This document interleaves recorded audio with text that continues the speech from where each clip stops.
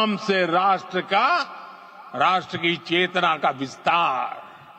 साथियों, लंकापति रावण प्रकांड ज्ञानी थे, अपार शक्ति के धनी थे, लेकिन जटायु जी की मूल्य निष्ठा देखिए।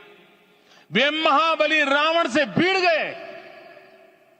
उन्हें भी पता था कि वो रावण को परास्त नहीं कर पाएंगे, लेकिन फिर भी उन्होंने रावण को चुनौती दी।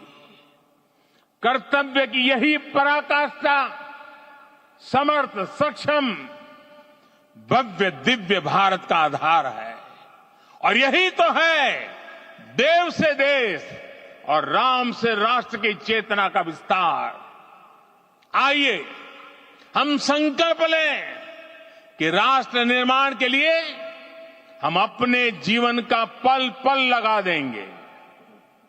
राम काज से राष्ट्र काज, समय का पल पल, शरीर का कण कण राम समर्पण को राष्ट्र समर्पण के ध्येय से जोड़ देंगे। मेरे देशवासियों, प्रभु श्री राम की हमारी पूजा विशेष होनी चाहिए। ये पूजा स्व से ऊपर उठ करके समष्टि के लिए होनी चाहिए। ये पूजा अहम से उठकर वयम के लिए होनी चाहिए। प्रभु को जो भोग चढ़ेगा वो विकसित भारत के लिए हमारे परिश्रम की पराकाष्ठा का प्रसाद भी होगा। हमें नित्य पराक्रम, पुरुषार्थ, समर्पण का प्रसाद प्रभु राम को चढ़ाना होगा।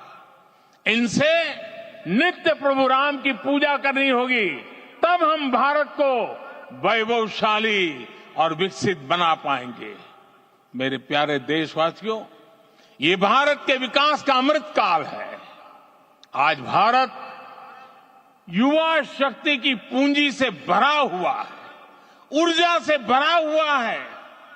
ऐसी सकारात्मक परिस्थितियां फिर न जाने कितने समय बाद बनेगी। हमें अब चूकना नहीं है, हमें अब बैठना नहीं है।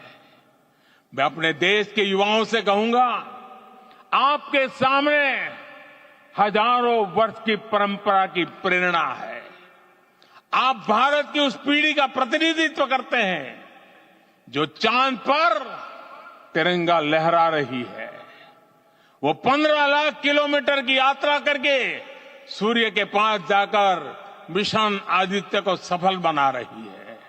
जो आसमान में तेजस और सागर में विक्रांत का परचम लहरा रही है। अपनी विरासत पर गर्व करते हुए आपको भारत का नव प्रभात लिखना है।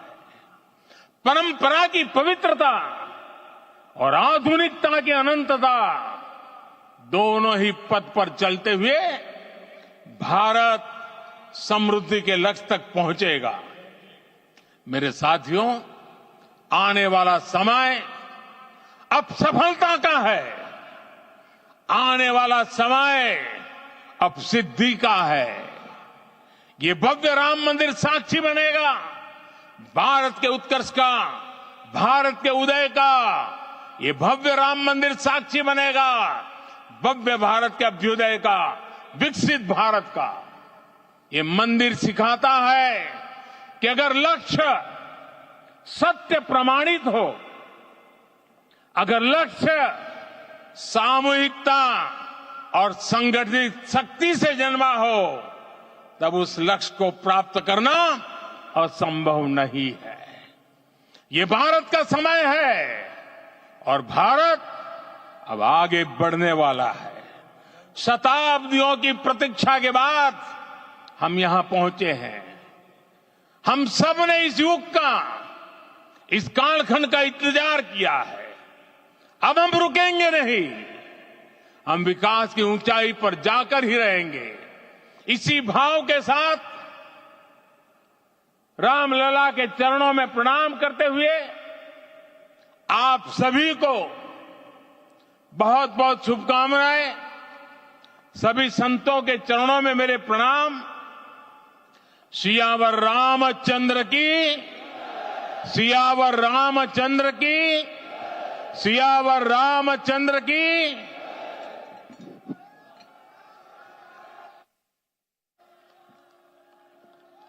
मैं आपसे निवेदन करूंगा